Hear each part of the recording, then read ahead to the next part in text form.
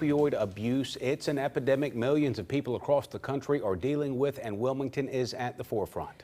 That's why the Wilmington police and healthcare providers are proposing a new program to battle the growing epidemic.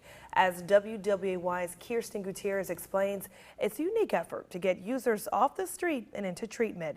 It's the big story at 6.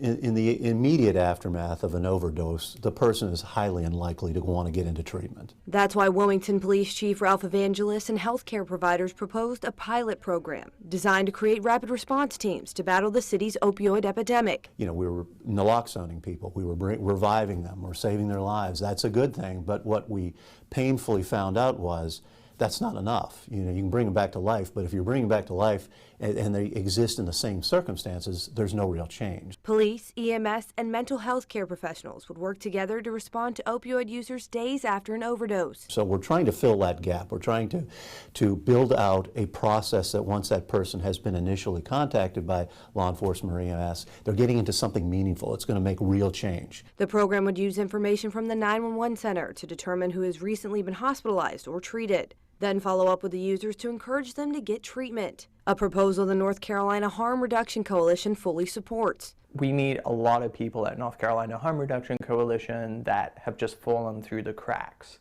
And if we can do something as a community to get to folks before, you know, they go through a long road of addiction and dependency, to me that's a fantastic thing. City leaders say they should know by summer if the state will approve the $250,000 for the program. In Wilmington, Kirsten Gutierrez, WWAY News. The city's proposal is modeled after a similar program in Ohio that successfully gotten people off the streets and into treatment, a goal Wilmington police hope they can reach as well.